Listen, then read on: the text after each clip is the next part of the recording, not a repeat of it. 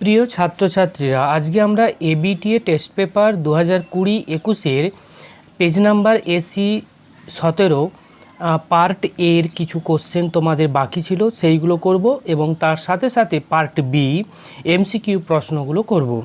ঠিক আছে, তো প্রথমে যে প্রশ্নটা দেওয়া আছে আমাদের 3-এর এতে, যে একটি প্রথম ক্রম বিক্রিয়ার সমাকলিত হার সমীকরণ বা সমাকলন সমীকরণটি প্রতিষ্ঠা করো। ঠিক আছে, এটা তোমরা বইতেও পাবে, আমি তাও একবার লিখে দিয়েছি কারণ তোমাদের হাতে অল্প সময়, তোমাদের সুবিধার্থে প্রশ্ন এবং উত্তর একই সাথে আমি করে দিচ্ছি। তো এ হচ্ছে বিক্রিয়ক এবং সেইখান থেকে বিক্রিয়াত পদার্থ বি উৎপন্ন হয়েছে। এটি একটি প্রথম ক্রমের বিক্রিয়া। তো সময় আর এর যে গাঢ়ত্ব আর বি এর গাঢ়ত্ব আমরা লিখে দিলাম। তো সময় যখন শূন্য অর্থাৎ বিক্রিয়া শুরু হওয়ার আগের মুহূর্তে এর যে গাঢ়ত্ব, এর গাঢ়ত্বটাকে আমরা ধরে নিলাম এ। আর তখন বি অর্থাৎ বিক্রিয়াত পদার্থ কিন্তু তৈরি হয়নি। তো বিক্রিয়ার পূর্বে যেহেতু তাহলে বি এর গাঢ়ত্ব শূন্য ছিল। তো সময় যখন আমরা টি ধরছি তখন কিন্তু বি অল্প পরিমাণ তৈরি হয়েছে, তার গাঢ়ত্বটা হচ্ছে এক্স একক। তাহলে এক্স একক যদি বি তৈরি হয় তাহলে এর পরিমাণ অর্থাৎ অবশিষ্ট এর পরিমাণটা কত হবে? দেখো, এর যে প্রাথমিক পরিমাণ ছিল তার থেকে যে পরিমাণ বি উৎপন্ন হয়েছে সেটা বিয়োগ করলে আমরা অবশিষ্টাংশ এ পেয়ে যাব, সেটা আমরা পেয়ে গেলাম। এরপর আমরা যদি এর সাপেক্ষে ডিফারেন্সিয়েট করি তাহলে কি এর যে তোমার অবক্ষয় del A by del T equals to K into এ।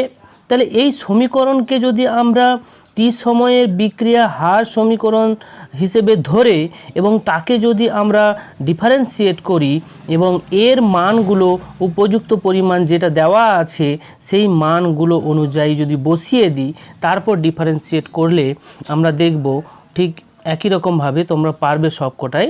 আমি আর বলছি না এখানে। তো এখানে dA minus dA by dt plus dx by dt equals to K into a minus x. ঠিক আছে, যেহেতু এখানে এটা হচ্ছে ধ্রুবক, ঠিক আছে, এ যদি ধ্রুবক হয় তাহলে ধ্রুবকে যদি ডিফারেন্সিয়েট করি টি এর সাপেক্ষে তাহলে সেটা জিরো হবে, জিরো হয়ে গেল। তারপর dx বাই ডিটি সমান তাহলে কী হবে? কে ইন্টু এ মাইনাস এক্স। এরপর আমরা এই এক্স এ মাইনাস এক্সকে আমরা এক্সের দিকে নিয়ে চলে আসছি। ঠিক আছে, এক্সের দিকে নিয়ে এলাম আর কেটা এখানে আছে, টিটাকে ওই পাশে নিয়ে চলে যাচ্ছি, তাহলে টিটা কি হবে? গুণ হয়ে যাবে। ঠিক আছে, এরপর যদি এদের ইন্টিগ্রেশন নিই, বোথ সাইডে ইন্টিগ্রেশন নিলে মাইনাস ln এ মাইনাস এক্স আর কে প্লাস সিটা হচ্ছে সমাকলন ধ্রুবক। যখন আমি টি এর মানটা জিরো ধরছি এবং এক্সের মানটা জিরো, তখন কিন্তু টি এর মানটা যদি জিরো হয় তাহলে এক্সের মানটা জিরো, অর্থাৎ বি কোনো রকম তৈরি হয়নি বিক্রিয়াত পদার্থ, তাই আমরা শূন্য ধরলাম। তাহলে এখান থেকে আমরা মাইনাস ln এ সমান সি পাচ্ছি।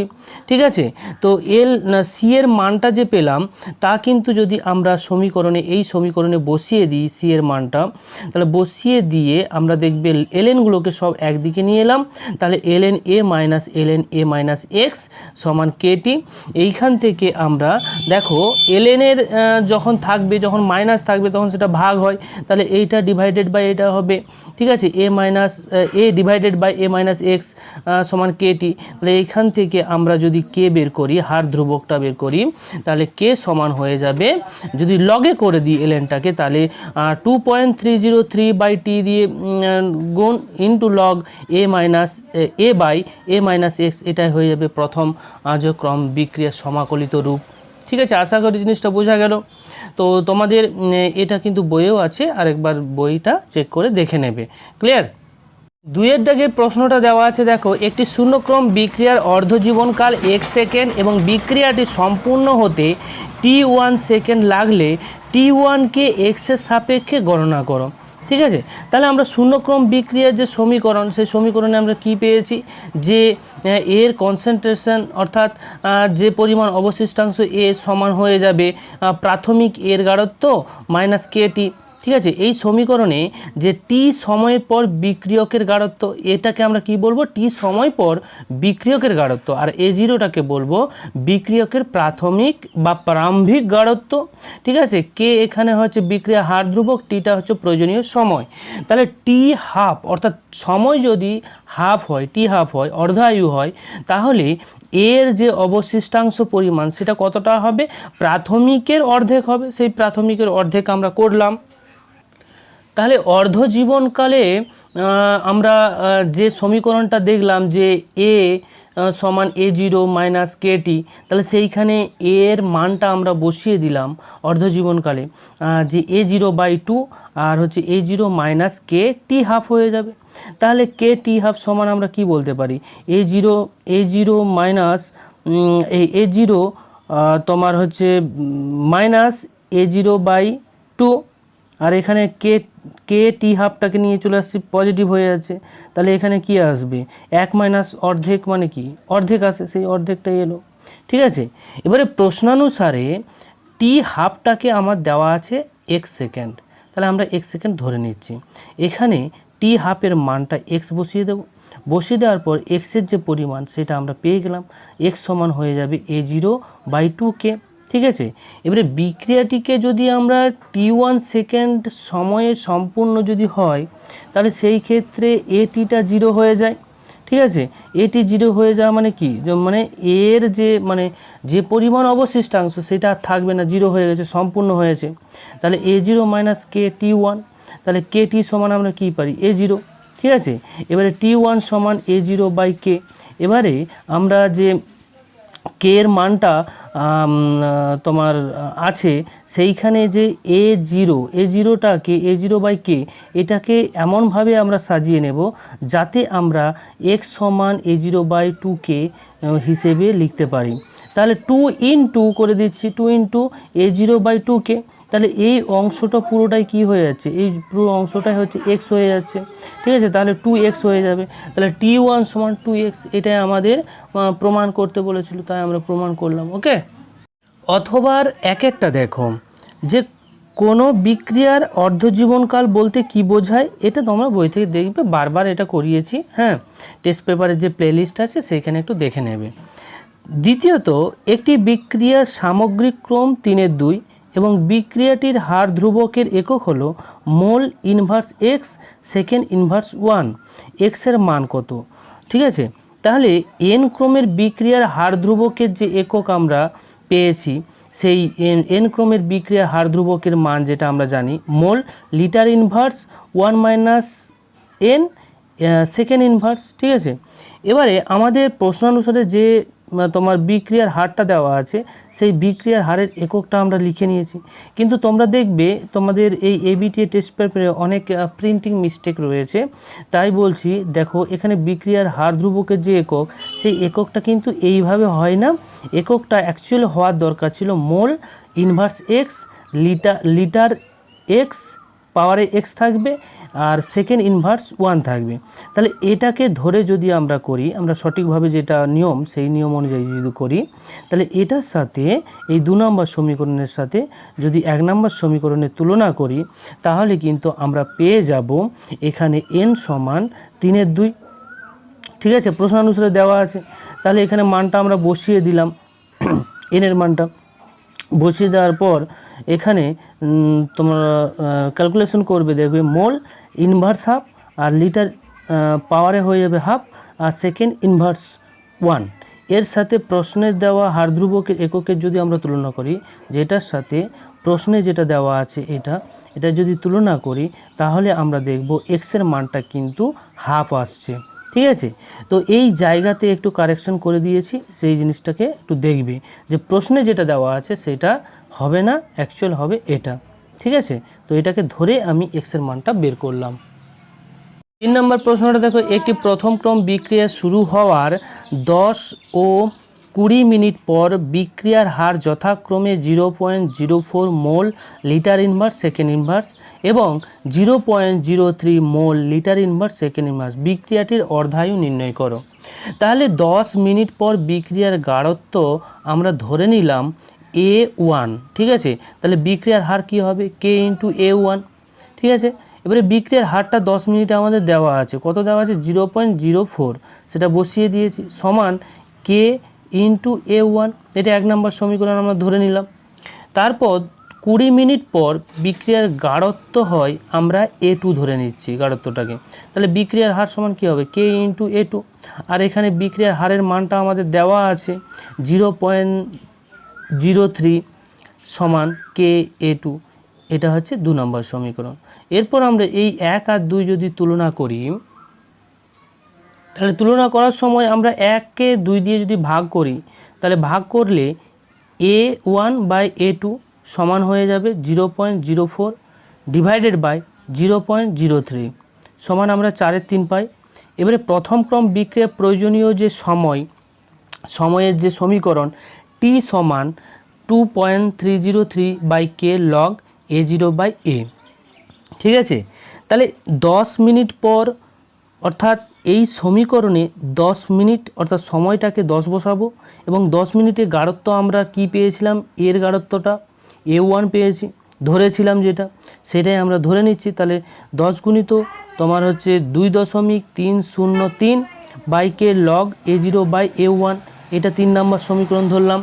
এরপর 20 মিনিট পর যেটা হয়, তাহলে T সমান 20 আর হচ্ছে 2.303 by k log A0 by এর জায়গায় A2 বসাবো, কারণ 20 মিনিটে হচ্ছে অবশিষ্টাংশ আমরা পেয়েছি A2 ধরেছিলাম যেটা, সেটা হচ্ছে এটা আমরা 4 নাম্বার করে দিলাম। এরপর 3 আর 4 এদের মধ্যে যদি আমরা বিয়োগ করি, বিয়োগ করলে আমরা কি দেখতে পাবো যে 20 মাইনাস 10 সমান, এখানে দেখো এই দুটো জায়গা থেকে দুটোই একই থাকবে, তাহলে এই দুটো জায়গা থেকে আমরা কমন নিয়ে নিয়েছি 2.30 বাই কে, এটা কমন নিয়ে নিলে ভেতরে আমাদের কি থাকবে log A0 by A2 minus log A0 by A1 থাকবে, ঠিক আছে। এরপর এইখান থেকে আমরা পেয়ে যাচ্ছি 10, আর এইখানে যা ছিল সেটা বসিয়ে দিলাম, তারপর লগ মাইনাস লগ আছে, তাহলে কি হবে এই পরিমাণ ডিভাইডেড বাই এটা, তাহলে log A0 by A2 divided by A0 by A1, তাহলে ডিভাইডেড বাই যদি A0 বাই A1 হয়, তাহলে এটা উল্টে যাবে, উল্টে গেলে A1 বাই A0, তাহলে A0 কেটে যাবে, এখানে কি পড়ে থাকবে লগ A1 বাই A2, ঠিক আছে, A1 বাই A2 পড়ে থাকলো। তাহলে A1 বাই A2র মানটা কিন্তু আমরা পেয়েছি, A1 বাই A2 এদের মানটা আমরা পেয়ে গেছি 4/3, সেই 4/3টাই আমরা বসিয়ে দিলাম, বসিয়ে দিয়ে তোমরা ক্যালকুলেটরে ক্যালকুলেশন করবে, দেখবে পাবে 0.029 মিনিট ইনভার্স, ঠিক আছে। এখান থেকে আমরা বিক্রিয়ার হার ধ্রুবকের মান পেয়ে গেলাম। এরপর বিক্রিয়ার যে অর্ধায়ু সমীকরণ প্রথম ক্রম বিক্রিয়ার ক্ষেত্রে টি হাফ সমান 0.693 বাই কে, এখানে কে এর মানটা যদি আমরা বসিয়ে দিই, এই যে মানটা এলো এটা বসিয়ে দিলে আমাদের উত্তর আসবে প্রায় 24.08 মিনিট, অর্থাৎ টি হাফটা হয়ে যাবে 24.08 মিনিট। ওকে, তো এটাই আমাদের উত্তর। বিয়ের একটা দেখো কিভাবে PCl3 এর আদ্র বিশ্লেষণ ঘটে, এটা আমাদের ব্যাখ্যা করতে বলেছে, আমি জাস্ট একবার পড়ে দিই তারপর জিনিসটা বুঝিয়ে দিচ্ছি। PCl3কে P ও Cl উভয়ের নিজ নিজ ডি কক্ষক ব্যবহার করে জলের অণুর সাথে অসমযোজী বন্ধন সৃষ্টি করে এবং জলের অক্সিজেন পরমাণু একটি নিঃসঙ্গ ইলেকট্রন জোড় দ্বারা ফসফরাসের ডি কক্ষে স্থানান্তর করে এবং অসমযোজী বন্ধন গঠন করে, যার ফলে PCl3 সম্পূর্ণ আদ্র বিশ্লেষিত হয়ে H3PO3 আর হচ্ছে HCl উৎপন্ন হয়। দেখো এখানে মেকানিজমটা দেখো যে পি এর তো তোমার হচ্ছে ডি অরবিটাল এমটি থাকবে, ঠিক আছে, আর এখানে অক্সিজেনের লোন পেয়ার, সেই লোন পেয়ার দিয়ে এই পি কক্ষপথে এই পি এর ফসফরাসের যে ডি কক্ষপথ, সেই ডি কক্ষপথে স্থানান্তর করে, ফলে এদের মধ্যে একটা বন্ধন গঠন হবে, ঠিক আছে। বন্ধন গঠন হওয়ার পর এই ও এর হচ্ছে তোমার পজিটিভ চার্জ হয়ে যায়, ঠিক আছে, আর ফসফরাসের নেগেটিভ চার্জ হয়। এরপর এই পার্শ্ববর্তী যে ফসফরাসের সাথে ক্লোরিন থাকবে তার লোন পেয়ার কিন্তু এই হাইড্রোজেন একটাকে নেবে, তার পরিবর্তে এইখানে অক্সিজেন হাইড্রোজেনের যে সিঙ্গেল বন্ড, সেই সিঙ্গেল বন্ডটা উঠে যাবে, উঠে গিয়ে দেখবে এইখানে হচ্ছে তোমার HCl এক অণু বেরিয়ে যায়, এখান থেকে HCl এক অণু বেরিয়ে যাবে, ঠিক আছে, এই HCl বেরিয়ে গেলে সেই জায়গায় OH কিন্তু রিপ্লেস হলো।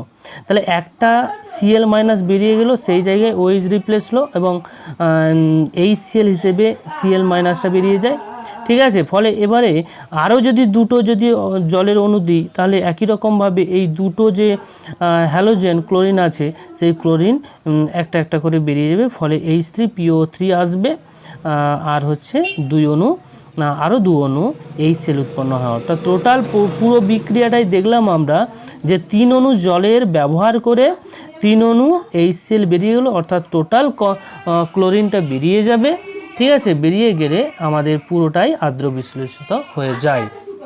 এরপরে দেখো 2 নম্বরে যেটা আছে HCF6 এর গঠন লিখতে বলেছে। তো HCF6 এ জেননের যে সংকর আয়ন, সেই সংকর আয়নটা কিন্তু sp3d2 হয়। যদি আমরা ভিভিটি অনুযায়ী গঠনাকৃতি দেখি তাহলে কিন্তু সেটা অক্টাহেড্রাল হবে। আর অ্যাক্সিয়াল পজিশনগুলোতে দুটো অ্যাক্সিয়াল পজিশনে হচ্ছে লোন পেয়ার থাকে, আর ইকুইটোরিয়াল চারটা যে পজিশন, সেই চারটা পজিশনের স্কোয়ারে তোমার হচ্ছে ফ্লোরিন তোমার হচ্ছে চারটা হয়।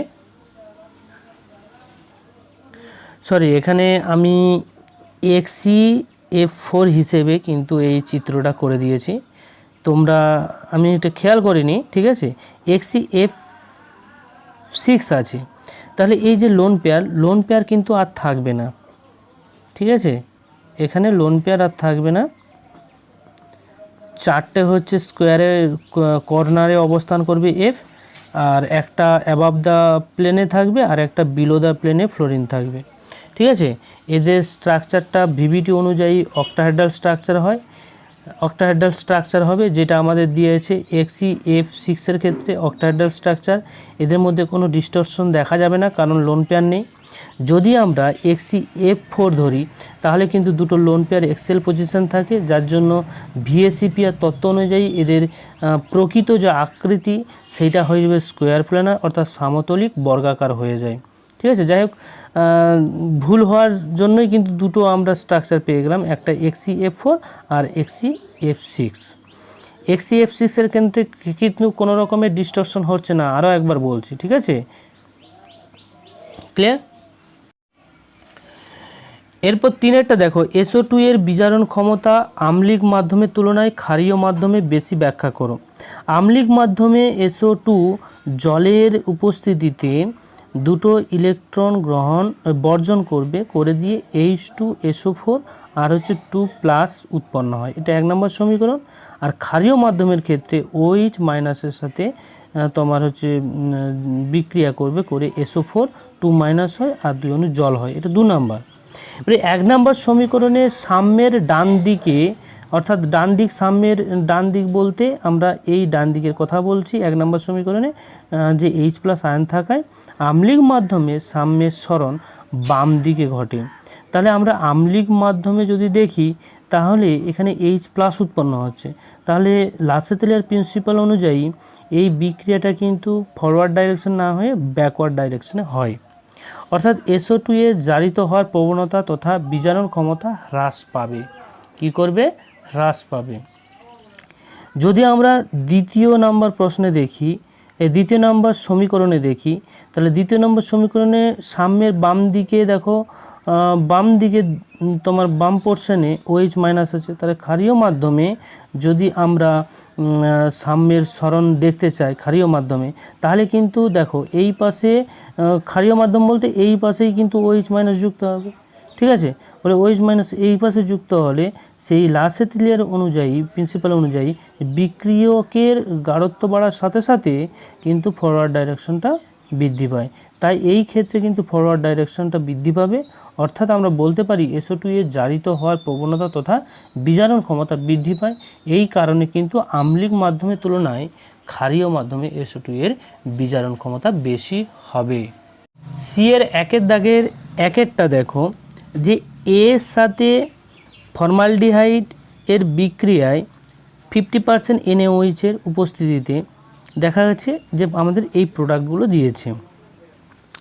ঠিক আছে, তো এইখানে বেঞ্জালডিহাইড হবে, এর পরিমাণটা কি হবে? এটা কি হবে? বেঞ্জালডিহাইড, কারণ দুটো অ্যালডিহাইডের হচ্ছে 50% NaOH-এর উপস্থিতিতে যদি বিক্রিয়া ঘটায়, সেই বিক্রিয়াটি কিন্তু ক্যানিজারো বিক্রিয়া হয়।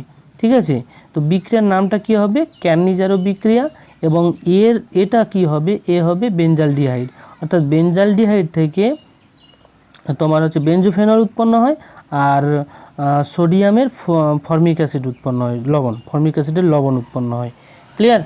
2 নম্বরে দেখো, বেঞ্জোইক অ্যাসিডের সাথে বি একটা যৌগ হবে, তার বিক্রিয়ায় গাঢ় H2SO4 এবং তাপ দিলে এখানে আমাদের এস্টার উৎপন্ন হচ্ছে। ঠিক আছে, তাহলে এইখানে দেখতে পাচ্ছি যে অ্যাসিডের উপস্থিতিতে আরেকটা অ্যাসিডের বিক্রিয়ায়, অর্গানিক অ্যাসিডের বিক্রিয়ায় এস্টার উৎপন্ন হচ্ছে। তাহলে এই যে পুরো প্রসেসটা, এই পুরো প্রসেসটাকে আমরা এস্টারিফিকেশন বলি। আর এখানে বি বলতে আমরা মিথানলকে ব্যবহার করব।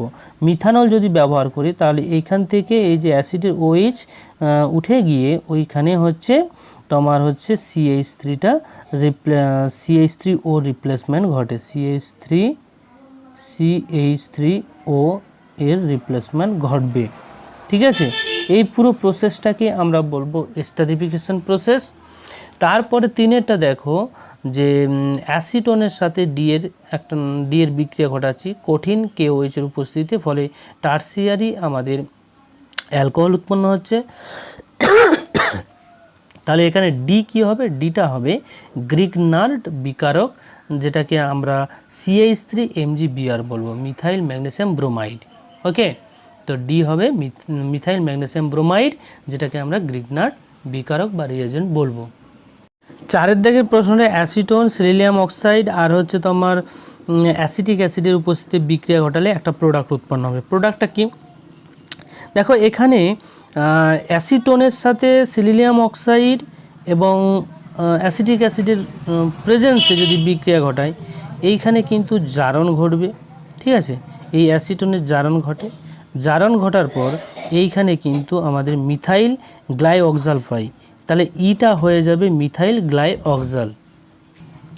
পরের 5 নম্বরেরটা দেখো, অ্যাসিটালডিহাইড এবং বেরিয়াম হাইড্রোক্সাইড দিয়ে যদি আমরা বিক্রিয়া ঘটাই তাহলে এফ উৎপন্ন হবে।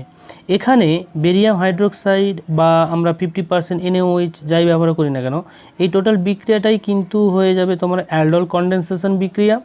এবং এই অ্যালডোল কনডেনসেশন বিক্রিয়ায় কি হয়, যে 2 অণু এই যে অ্যালডিহাইড, সেই অ্যালডিহাইড কি হয়, পরস্পর যুক্ত হয়ে যায়, হয়ে গিয়ে বিটা হাইড্রোক্সি অ্যালডিহাইড উৎপন্ন হয়। ঠিক আছে, এর মেকানিজমটা দিয়েছি দেখো। ঠিক আছে, এটা হয়ে যাবে তোমাদের অ্যালডোল কনডেনসেশন বিক্রিয়া। এরপরে 6-এরটা দেখো, ক্যালসিয়াম অ্যাসিটেট এবং তার সাথে জি, এটাকে আমাদের বের করতে হবে জিটা কি। ঠিক আছে, তাপ দিলে আমাদের যে অ্যাসিটালডিহাইড উৎপন্ন হয়েছে, তো এখানে জিটা হয়ে যাবে, দেখো এখানে ক্যালসিয়াম অ্যাসিটেট নিয়েছি, তাহলে আমরা ক্যালসিয়াম ফরমেট নেব, তো জিটা হয়ে যাবে ক্যালসিয়াম ফরমেট। তাহলে ক্যালসিয়াম অ্যাসিটেট আর ক্যালসিয়াম ফরমেট পরস্পর যদি বিক্রিয়া করে তাপ এবং শুষ্কপাতন ঘটায়, সেইখান থেকে কিন্তু আমরা পেয়ে যাই অ্যাসিটালডিহাইড। বোঝা গেল? বিক্রিয়াগুলো বারবার লিখে লিখে প্র্যাকটিস করবে, তাহলে জিনিসগুলো মনে থাকবে। দ্বিতীয় যে প্রশ্নটা আছে দেখো, ফর্মিক অ্যাসিড এবং অ্যাসিটালডিহাইডের মধ্যে উপযুক্ত রাসায়নিক পরীক্ষা দ্বারা পৃথক করবে। তো আয়োডোফ্রম বিক্রিয়া দ্বারা যদি আমরা বিক্রিয়া ঘটাই, ফর্মিক অ্যাসিডকে আলাদা করে আবার অ্যাসিটালডিহাইডকে আলাদা করে, তাহলে কিন্তু আমরা পার্থক্যটা দেখতে পাবো। যদি অ্যাসিটালডিহাইডকে আয়োডোফ্রম বিক্রিয়া ঘটায় তাহলে ইয়েলো প্রেসিপিটেশন পাবো, অর্থাৎ আয়োডোফ্রম টেস্ট পজিটিভ দেবে। আর যদি ফর্মিক অ্যাসিডকে আয়োডোফ্রম টেস্ট আমরা করাই তাহলে কিন্তু কোনো রকমের প্রেসিপিটেশন, ইয়েলো প্রেসিপিটেশন পাবো না, অর্থাৎ নেগেটিভ আয়োডোফ্রম টেস্ট হয়ে যাবে। অথবা একটা দেখো, গেটারম্যান কচ বিক্রিয়ার উদাহরণ দাও। তাহলে গেটারম্যান কচ বিক্রিয়ার ক্ষেত্রে কি হয়, যে বেনজিনের সাথে কার্বন মনোক্সাইড এবং অ্যাসিডের উপস্থিতিতে, HCl এর উপস্থিতিতে অনার্দ্র অ্যালুমিনিয়াম ক্লোরাইড আর কিউপ্রাস ক্লোরাইডের মিশ্রণের সাহায্যে ইথারের প্রেজেন্সে যদি বিক্রিয়া ঘটায় তাহলে কিন্তু আমরা বেঞ্জালডিহাইড পাই। ঠিক আছে, তো এই উদাহরণটা তোমাদের দিতে হবে গেটারম্যান কচ বিক্রিয়ার ক্ষেত্রে। তারপরে বলেছে বিয়েরটা, কোলবে স্মিথ বিক্রিয়ার উদাহরণ দাও। কোলবে স্মিথ বিক্রিয়ার ক্ষেত্রে যদি আমরা ফেনক্সাইড সোডিয়ামের ফেনক্সাইড আয়ন নিই এবং তার সাথে কার্বন ডাইঅক্সাইডের বিক্রিয়া ঘটিয়ে আর্দ্র বিশ্লেষণ করি, তাহলে কিন্তু আমাদের স্যালিসাইলিক অ্যাসিড উৎপন্ন হয়। তাছাড়া আমরা যদি ডাইরেক্ট এক স্টেপে না করে যদি আমরা করতে চাই ফেনল থেকে, তাহলে ফেনল থেকে কিন্তু প্রথমে আমরা কি দেব, NaOH দেব, তারপর কার্বন ডাইঅক্সাইড, এবং তাকে যদি আমরা লঘু অ্যাসিডের উপস্থিতি আর্দ্র বিশ্লেষিত করি, তাহলে কিন্তু আমরা স্যালিসাইলিক অ্যাসিড হিসেবে পেয়ে যাই। এরপর সেটা আছে উলফ কৃষ্ণার বিক্রিয়ার উদাহরণ দাও। অ্যাসিটালডিহাইডকে যদি আমরা যে NH2 অর্থাৎ হাইড্রোজেনের উপস্থিতিতে বিক্রিয়া ঘটায়, তাহলে কিন্তু হাইড্রোজেন উৎপন্ন হয়, এবং তারপর যদি আমরা KOH বা যে গ্লাইকল দিয়ে উত্তপ্ত করি, তখন কিন্তু আমরা ইথেন পাই। অর্থাৎ অ্যাসিটালডিহাইড থেকে ইথেন পাই আমরা। কার মাধ্যমে হবে? দুটো স্টেপে হবে। প্রথমে হাইড্রোজেন দিয়ে বিক্রিয়া ঘটাবো, হাইড্রোজেন উৎপন্ন হবে, তারপর আমরা KOH আর গ্লিসারল দিয়ে উত্তপ্ত করব, তখন ইথেন উৎপন্ন হবে এবং নাইট্রোজেন গ্যাস রূপে বেরিয়ে যাবে। এরপর আমরা MCQ যে পার্ট বি এর প্রশ্নগুলো করব। একের দাগের এক একটা BCC ল্যাটিসের একক কোষে ফাঁকা স্থানের পরিমাণ কত হবে? ফাঁকা স্থানের পরিমাণ কিন্তু 32% হয়, যেটার উত্তর হবে সি। 2 নম্বরের দেখো 0.01 মোলার গ্লুকোজ দ্রবণের তুলনায় 0.01 মোলার MgCl2 দ্রবণের হিমাঙ্কের অবনমনের মান একই থাকবে, প্রায় দ্বিগুণ হবে, প্রায় 3 গুণ হবে, প্রায় 6 গুণ হবে। কোনটা হবে? এখানে দেখো গ্লুকোজ তড়িৎ অবিশ্লেষ্য, কিন্তু MgCl2 তড়িৎ বিশ্লেষ্য। তড়িৎ বিশ্লেষ্য হয় এদের মোট আয়ন সংখ্যা Mg2+ আর দুটো Cl-, তাহলে 3টে আয়ন আছে। ফলে এদের যে হিমাঙ্কের অবনমন হচ্ছিল গ্লুকোজের ক্ষেত্রে একই রকম ঘনত্ব গাঢ়ত্ব দেওয়া আছে, ফলে তড়িৎ অবিশ্লেষ্যের ক্ষেত্রে যে পরিমাণ হিমাঙ্কের অবনমন হচ্ছিল তার কিন্তু 3 গুণ হয়ে যায়। অর্থাৎ আমাদের উত্তর হয়ে যাবে সি, প্রায় 3 গুণ। ঠিক আছে। এরপর 3এটা দেখো 3A তড়িৎ প্রবাহ চালনা করলে 36 গ্রাম জলের সম্পূর্ণ বিয়োজনে ঘটাতে সময় কত লাগবে? আমাদের দেওয়া আছে এখানে। তাহলে আমরা 18 গ্রাম জলের সম্পূর্ণ বিয়োজনে তড়িতে কত প্রয়োজন হয়? 1 ফ্যারাড তড়িৎ প্রয়োজন হয়। তাহলে 36 গ্রাম জলের সম্পূর্ণ বিয়োজন করার জন্য তড়িৎ কতটা প্রয়োজন হবে? 2 ফ্যারাড। তাহলে প্রয়োজনীয় সমীকরণটা কি হয়? Q সমান IT। আমাদের এখানে T বের করতে বলেছে, তাহলে T সমান কি হয়ে যাবে? Q/I। এখানে I দেওয়া আছে 3 অ্যাম্পিয়ার, আর কিউর পরিমাণ আমরা বের করলাম 2 ফ্যারাডে। তাহলে বসিয়ে দিলাম, বসিয়ে দিয়ে এবারে এটাকে আমরা সময় করার জন্য আমরা কি করব? এটা 3600 দিয়ে ভাগ করে দিচ্ছি, এফ এর মান বসিয়ে দিচ্ছি, ফলে যেটা আসবে সেটা আমাদের ঘন্টা চলে আসবে। ওকে। 4এর প্রশ্নটা দেখো, একটি বিক্রিয়ার হার m/h⁴n, pH এর মান পরিবর্তন 3 থেকে 1 হলে বিক্রিয়ার হার 100 গুণ বৃদ্ধি পায়। বিক্রিয়ার ক্রম কত হবে? pH যখন 3, তখন কিন্তু H+ এর যে গাঢ়ত্ব সেটা হয়ে যাবে 10⁻³ কারণ pH সমান আমরা কি জানি? নেগেটিভ লগ, ঠিক আছে, 10⁻H+। তো এইখান থেকে আমরা যদি H+টা বের করি, তাহলে কী হবে? 10⁻⁻pH, তাহলে পাওয়ারে -pH আছে, ঠিক আছে। তাহলে pH এর মানটা এখানে 3 হয়ে যাবে আর মাইনাসটা বসে যাবে। ঠিক একই রকমের pH 1 এর ক্ষেত্রে H+ এর গাঢ়ত্ব হয়ে যাবে 10⁻⁻1 একক। যখন pH 3, তখন রেটটা কী হবে? রেট সমান m×10⁻³ হোল n। সেইখান থেকে পেয়ে যাচ্ছি m×10⁻³ n, এটা 1 নম্বর সমীকরণ। যখন pH 1, তখন রেটটা হয়ে যাবে 100 গুণ, তাহলে 100 × r সমান m×10⁻⁻1 হোল n, ঠিক আছে। তো m×10⁻⁻n, এটা 2 নম্বর সমীকরণ। তাহলে 1, 2 এদের মধ্যে যদি আমরা 2কে 1 দিয়ে ভাগ করি, তাহলে আমরা পেয়ে যাব এখানে 100, বাকিগুলো কেটে গেল, আর কেটে গেল, ঠিক আছে। আবার m কেটে গেল, পড়ে রইল কি? 10⁻n R divided by 10⁻³ n। তাহলে এই 10⁻³ nটা উপরে গেলে কী হবে? প্লাস হয়ে যাবে, প্লাস হয়ে গেছে, ফলে 10⁻²n। তারপরে এখানে 100টাকে যদি আমরা 10 টু দি পাওয়ারে লিখি, 10⁻² সমান 10⁻²n, তাহলে এখান থেকে এই 2 আর 2n সমান, তাহলে এখান থেকে n এর মানটা 1 আসছে, অর্থাৎ বিক্রিয়ার ক্রমটা হয়ে যাবে 1। উত্তরটা হয়ে যাবে আমাদের সি। 5এরটা দেখো, সবশন কথাটির অর্থ কি? শোষণ, অধিশোষণ, শোষণ, অধিশোষণ এবং বিশোষণ। এখানে উত্তরটা হয়ে যাবে শোষণ, আর অধিশোষণকেই বোঝায় শোষণ। ওকে, 6 দেখো, HBr এর জলীয় দ্রবণ থেকে ব্রোমিন নির্গত করার জন্য নিচের কোনটি প্রয়োজন? দেখো, ব্রোমিনটাকে যদি আমরা নির্গত করতে চাই, তাহলে ব্রোমিনের ওপরে থাকা যে তোমার মৌল, যাদের হচ্ছে তোমার রিডাকশন পোটেনশিয়ালের মানটা ওই ব্রোমিনের থেকে অনেকটা কী হবে, বেশি পরিমাণ নেগেটিভ, সেটার ক্ষেত্রে আমরা ব্রোমিন লিবারেট করতে পারবে। তাহলে এই ক্ষেত্রে কিন্তু ব্রোমিন লিবারেট করার জন্য আমাদের ক্লোরিন 2 মানে ক্লোরিনটাকে লাগবে, তাই আমাদের উত্তর হবে এ। নিচের 7টা দেখো, নিচের কোনটি ক্যাটায়নটি জলীয় মাধ্যমে সবচেয়ে কম সুস্থিত, কম পরিমাণ সুস্থিত হবে? দেখো, এদের যদি আমরা সাইজ অনুযায়ী সাজাই, তাহলে Mn2+-এর সাইজটা বড় হয় Ap2+-এর থেকে, তারপর যে কোবাল্ট 2+ আর নিকেল 2+। তাহলে যাদের আকার বড় সে বেশি কিন্তু সুস্থিত নয়, যার আকারটা বড় হবে সে কম পরিমাণ জলীয় দ্রবণে হাইড্রোলাইসিস হয়ে থাকবে। ঠিক আছে, এবারে যেটা ছোট হবে সে বেশি পরিমাণ জলীয় দ্রবণে হাইড্রেটেড অবস্থায় থাকে, মানে জলের অণু দ্বারা ঘিরে থাকবে। তাহলে সব থেকে যেটা হচ্ছে ছোট আকৃতি সেটা কিন্তু বেশি পরিমাণ জল দ্বারা আবিষ্ট থাকে, ফলে সেটা হচ্ছে সবচেয়ে বেশি স্থায়ী। আর যেটা সব থেকে বড় সেটা কিন্তু জলীয় দ্রবণে হাইড্রেটেড অবস্থায় থাকে না, তাই সেটা কম তোমার সুস্থিত। তাহলে বেশি সুস্থিত হলে যে Ni2+, এটা ভুল লিখে দিয়েছি, এখানে বলেছে সবচেয়ে কম সুস্থিত, তাহলে কম সুস্থিত হয়ে যাবে Mn2+, যেটা আমাদের উত্তর হয়ে যাবে ডি। এখানে উত্তরটা হয়ে যাবে ডি। ঠিক আছে, 8টা কি, নিচের কোনটি ডায়াম্যাগনেটিক?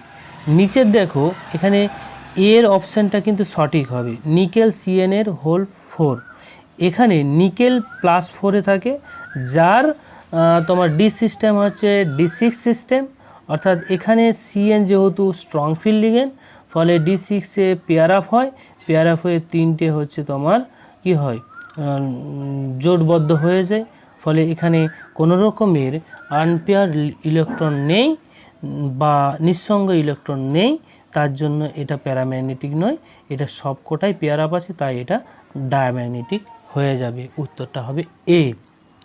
তারপরে দেখো 9টা, এইখানে একটা যৌগ দেওয়া আছে, তার পরম বিন্যাস বলেছে, অর্থাৎ এখানে যদি আমরা নাম্বারিং করি, ঠিক আছে, নাম্বারিং করলে এই কার্বনকে 1 দেব, তার 2 3 4, এরপর আমরা 2, এই যে অংশটা এটা 1, এটা হয়ে যাবে 2, এটার পরে এটা প্রায়োরিটি অনুযায়ী, তারপর হয়ে যাবে এই পুরো চেনটা, তাহলে আর এই 4টা হয়ে যাবে 4, 4টা 4, আর 4টা 4 হয়েছে, ফলে এটা অবস্থান করেছে অনুভূমিক, ভূমির সঙ্গে অনুভূমিক অবস্থান করেছে ফিশার প্রজেকশনে।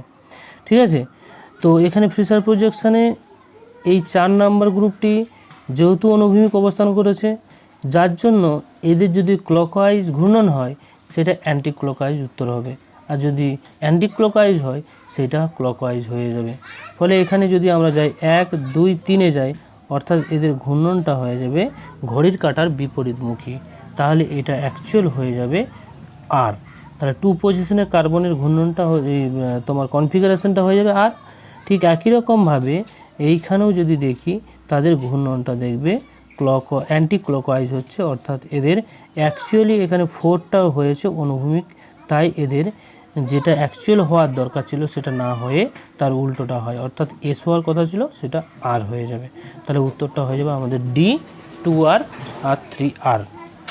10এরটা দেখো, C4H10O আণবিক সংকেতযুক্ত কাইরাল অ্যালকোহলের সংখ্যা কটা হবে? কাইরাল অ্যালকোহলের সংখ্যা একটাই আসছে, এদের স্ট্রাকচারটাও দিয়ে দিয়েছি। দেখো, একইভাবে সম্ভব যেই ক্ষেত্রে একটাই মাত্র কাইরাল কার্বন আসছে। কাইরাল কার্বন বলতে যে কার্বনের প্রত্যেকটা গ্রুপ, অর্থাৎ 4টেই গ্রুপ আলাদা, তাকে আমরা কাইরাল কার্বন বলবো। সেই ক্ষেত্রে আমাদের উত্তর হয়ে যাবে 1। ঠিক আছে, একটি। এরপর আসছি, নিম্নে পদার্থ কোনটি ক্ষারের সাথে ক্যানিজারভ বিক্রিয়া ঘটায় না?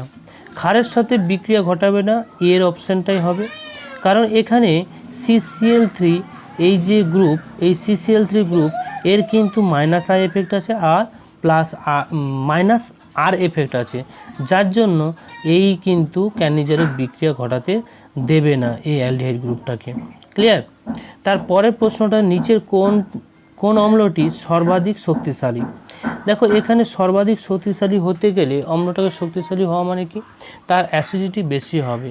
তাহলে অ্যাসিডিটি বেশি হবে কিন্তু এই বি এর অপশানটাই ঠিক হবে, কারণ CF3 এ কিন্তু ইলেকট্রন উইথড্রয়িং গ্রুপ, ফলে 3 দিক থেকে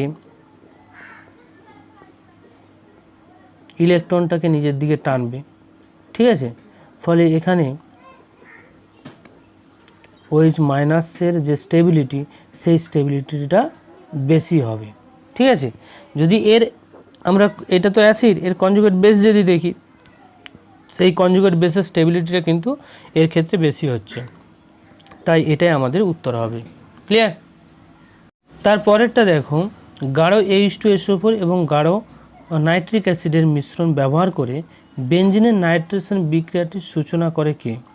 এখানে NO2 প্লাসটাই হয়ে যাবে উত্তর, যেটা হচ্ছে নাইট্রেশনে তোমার শুরুটা করবে। তারপরেরটা দেখো, নিচের কোন অ্যামিনো অ্যাসিড আলোক সক্রিয় নয়? এখানে গ্লাইসিন আলোক সক্রিয় হবে না, কারণ গ্লাইসিনের যে কার্বন সেটা কিন্তু কাইরাল কার্বন নয়, তাই এটা আলোক সক্রিয় নয়।